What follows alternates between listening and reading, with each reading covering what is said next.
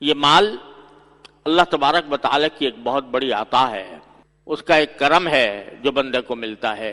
اس کو ایک جگہ قرآن کریم میں خیر کے لفظ سے تعبیر فرمایا گیا ہے کہ اچھی چیز۔ اسی مال کے ذریعے انسان اپنی ضروریات پوری کرتا ہے، اپنی زندگی گزارتا ہے، روزی اس سے حاصل ہوتی ہے، اور اپنے لیے آرام اور راحت کے سامان بھی اسی کے ذریعے بندہ حاصل کرتا ہے۔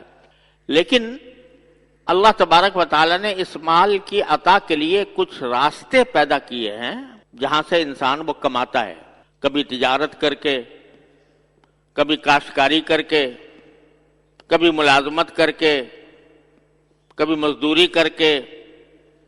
یہ مختلف راستے ہیں جو اللہ تبارک و تعالیٰ نے مال کمانے کے لیے مقرر فرمائے ہیں، اور سب جائز ہیں۔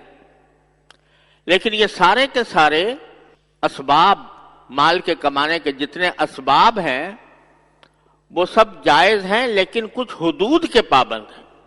ان کمانے کے اسباب میں مثلا تجارت ہے۔ اللہ تعالیٰ نے تجارت کو نہ صرف یہ کہ جائز قرار دیا بلکہ قرآن کریم میں اس کو ابتغاء من فضل اللہ سے تعبیر کیا کہ یہ اللہ کا فضل تلاش کرنا، اللہ تعالیٰ کا فضل ہے۔ یہ جو روزی تم کماتے ہو یہ اللہ تعالیٰ کا فضل ہے۔ جو تم تجارت کرتے ہو وہ بذات خود اگر کسب حلال کے لیے، حلال کمانے کے لیے، حلال کمانے کی نیت سے اور صحیح جگہ خرچ کرنے کی نیت سے تم یہ تجارت کرو تو یہ بذات خود ایک عبادت ہے۔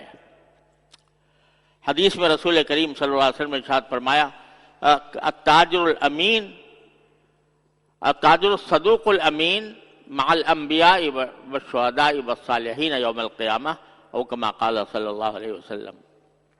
جو تاجر سچا ہو، امانت دار ہو، وہ قیامت کے دن انبیاء اور شہداء اور صالحین کے صف میں ہوگا، ان کے ساتھ ہوگا۔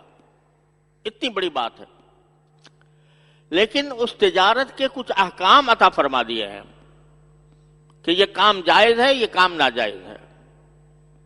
اس میں اگر سچائی کے ساتھ تجارت کرو، سچ بولو، جھوٹ نہ بولو، دھوکہ نہ دو، ملاوٹ نہ کرو، تو یہ سارے تجارت تمہاری حلال، نہ صرف حلال ہے بلکہ عبادت ہے تمہارے لیے۔ اور اگر اس میں تم نے جھوٹ بولنا شروع کیا، دھوکہ دینا شروع کیا، ملاوٹ شروع کر دی، یا اس تجارت میں تم نے سود کا کام کیا، قمار کا کام کیا، تو یہ سارا کچھ مال جو تم کما رہے ہو سب یہ در حقیقت جہنم کے انگارے ہیں، یہ دوزخ میں لے جائیں گے تمہیں۔